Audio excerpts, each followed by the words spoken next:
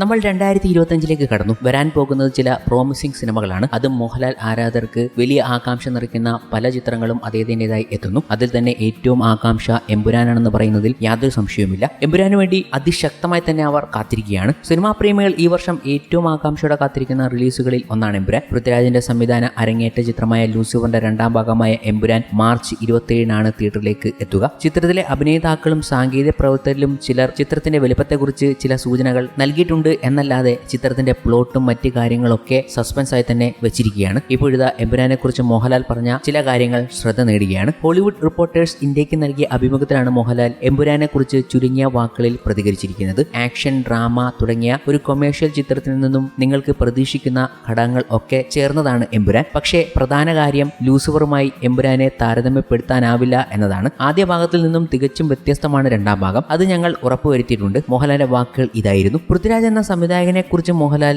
ഇങ്ങനെ പറയുന്നുണ്ട്. പൃഥ്വിരാജ് ഒരു ഗംഭീര സംവിധായകനാണ്. ഇന്ത്യയിലെ തന്നെ മികച്ച സംവിധായകരിൽ ഒരാൾ. അദ്ദേഹത്തിന്റെ കാഴ്ചപ്പാടും അർപ്പണവുമാണ് അതിന് കാരണം. ലെൻസിങ്ങിന്റെ കാര്യത്തിലായാലും അഭിനേതാക്കളെ കൈകാര്യം ചെയ്ത് തനിക്ക് വേണ്ടത് ലഭ്യമാക്കുന്ന കാര്യത്തിലായാലും വലിയ കഴിവുണ്ട് അദ്ദേഹത്തിന്. ഒപ്പം പ്രവർത്തിച്ച 3 ചിത്രങ്ങൾ വെച്ച് നോക്കുമ്പോൾ ഒരു ചലച്ചിത്രകാരൻ എന്ന നിലയിൽ അദ്ദേഹം കൂടുതൽ മെച്ചപ്പെട്ടു. മോഹൻലാൽ പറഞ്ഞതിങ്ങനെ. അതേസമയം ലൂസിഫറിൽ അഭിനയിച്ചവർക്കൊപ്പം പുതിയ താരനിരയും എമ്പുരാനിൽ ഉണ്ടാകും. നിരവധി വിദേശ ലൊക്കേഷനുകളിൽ ചിത്രീകരിക്കപ്പെട്ട സിനിമ മലയാളത്തിലെ എക്കാലത്തെയും വലിയ ക്യാൻവാസിൽ ഒരുങ്ങുന്ന ചിത്രം കൂടിയാണ്. ഹോളിവുഡ് താരങ്ങൾ വരെ ഈ ചിത്രത്തിൽ അഭിനയിക്കുന്നുമുണ്ട്. എമ്പുരാനിൽ തന്നെ മറ്റൊരു ശ്രദ്ധേയ വേഷം കൈകാര്യം ചെയ്യുന്നത് ടൊവിനോ തോമസ് ആണ്. ഇത്തവണ ടൊവിനോ തോമസ് മുഖ്യമന്ത്രിയായാണ് ഈ ചിത്രത്തിൽ എത്തുന്നത് എന്നാണ് പറയുന്നത്. എമ്പുരാനിൽ ഞാൻ മുഖ്യമന്ത്രിയാണല്ലോ. സിനിമ എന്ന ടോട്ടാലിറ്റി കാണാൻ താൻ കാത്തിരിക്കുകയാണ്. റഷ്യയിലാണല്ലോ ലൂസിഫർ കൊണ്ട് അവസാനിപ്പിച്ചിരിക്കുന്നത്. എത്ര രാജ്യങ്ങളിലാണ് പിന്നെ ചിത്രീകരിച്ചതെന്ന് തനിക്കറിയാം. ഞാൻ കുറെ സീക്വൻസുകൾ കണ്ടു. ഭയങ്കര അടിപൊളിയാണ്. ഞാൻ എക്സൈറ്റഡ് ആണ്. അത് മൊത്തം സിനിമയായി കാണണം. പറ്റിയാൽ അന്നത്തെ പോലെ തന്നെ തനിക്ക് രാജുവേട്ടനും ലാലേട്ടനും ഒക്കെയുള്ള ഒരു തിയേറ്ററിൽ കാണാനായാൽ